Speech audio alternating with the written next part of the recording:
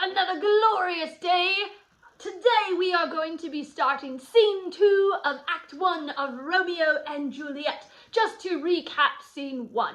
Okay, we ended the scene with Romeo and Benvolio having a conversation, and Benvolio swore to help Romeo get over the woman he is in love with or die trying. In scene 2, we are just in another street of Verona, and we are going to see Lord Capulet, a man named Paris, and one of their servants enter the scene. Now, Paris is nobility in town, and he is seeking the hand of Lord Capulet's daughter, Juliet. They are going to enter in the middle of a conversation. The rest of the conversation is irrelevant, okay, but what they are going to talk about in this scene is important. So that's why I left out the first half of the conversation. No need to have willy-nilly all up in the scene. So what I would like you to do is I would like you to pause me and read to line 38 of scene 2 now. Great, you read to line 38. So let's talk about what was happening in this conversation between these gentlemen.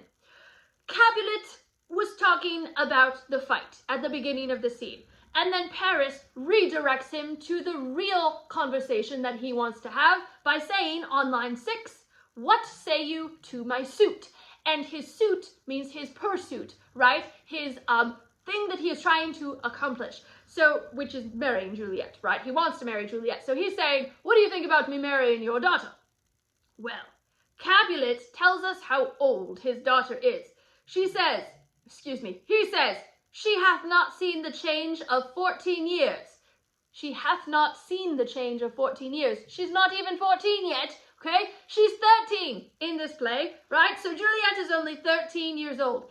But Paris replies to this, "Younger than she are happy mothers made." So girls younger than her are already mothers. Now, you may be cringing to hear that, but back in my time period, this was not uncommon. The life expectancy in the 1600s was not very long. You were lucky if you lived to 50. I lived to 54 because I am amazing.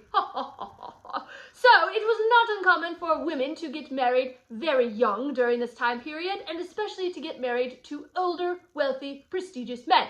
And it was also very common for their parents to set their children up. There were very often arranged marriages. Very rarely did people marry out of love, especially if they were wealthy during this time period. So Paris is trying to convince Lord Capulet to let him marry his daughter.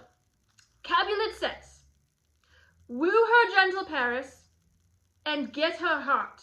My will to her consent is but a part, and she agree within her scope of choice lies my consent and fair according voice."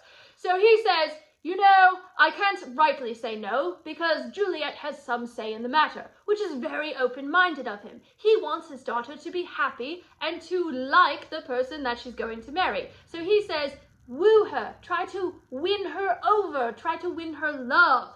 Then Capulet goes on to say on line 20, "This night I hold an old accustomed feast." So he is holding a feast, he's holding a party, and he invites Paris to attend. But, I love this part, he says this on line 25, "Earth-treading stars that make dark heaven light, such comfort as do lusty young men feel when well-apparelled April on the heel of limping winter treads. Even such delight among fresh female buds shall you this night inherit at my house.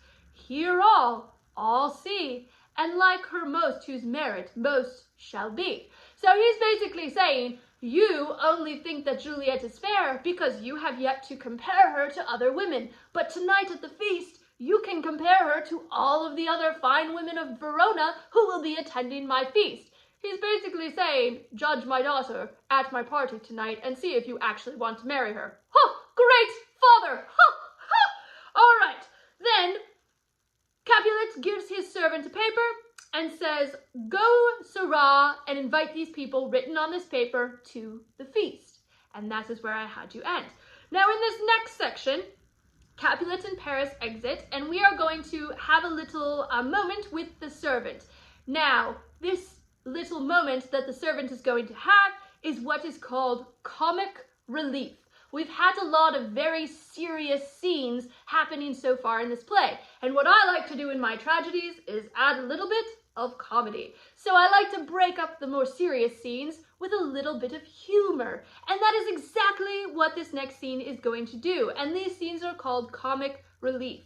So here in this next section, the servant, we find out, can't read. He is illiterate. Yet here he is given a list of names to read and invite to a party. So he is left in quite a pickle, and we are going to see what he is going to do. Now, remember, Mrs. Berg told you before you started reading the play that I like to switch between prose and poetry, writing in regular verse versus iambic pentameter. And often I do this when we have lowly servants in the same scene as people who are of a higher class, which you are going to see here. So you are going to see in this scene the servant talking in prose and the other people talking in poetry. All right, I would like you to now pause me and read to line 85.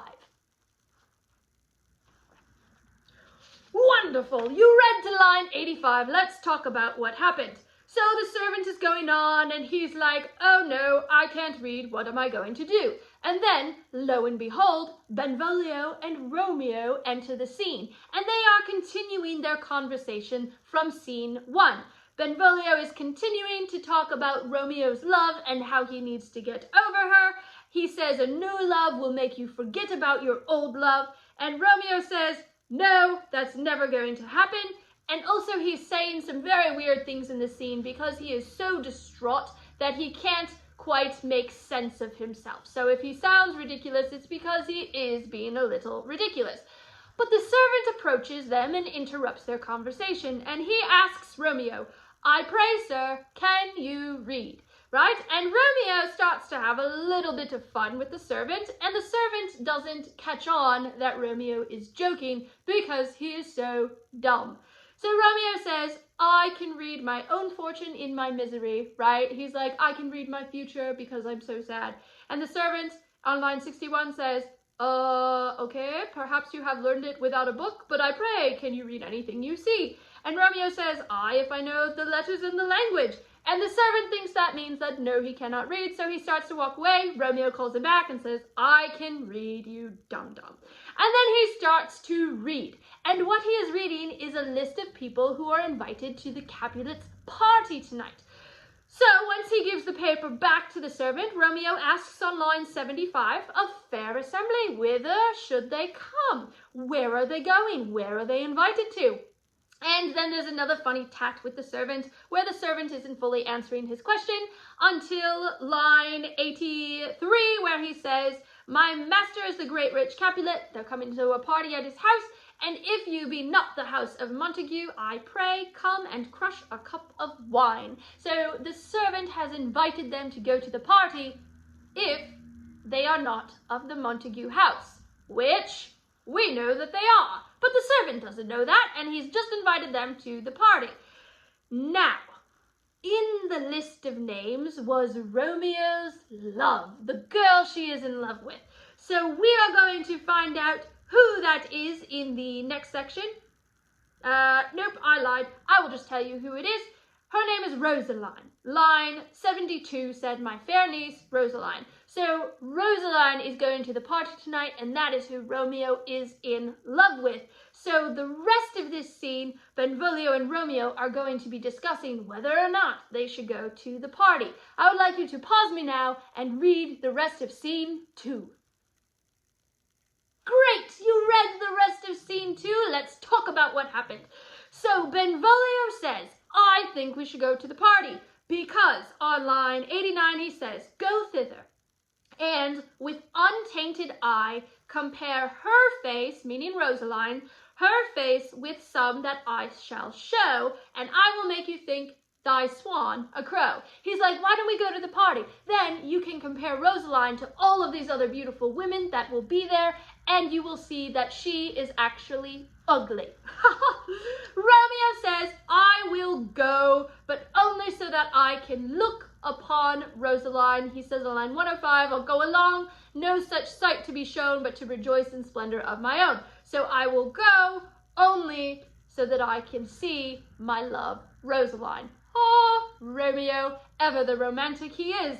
And that is where we are ending for today. Make sure to fill out your study guide to the end of Act 1, Scene 2, and I will see you tomorrow. I bid you adieu.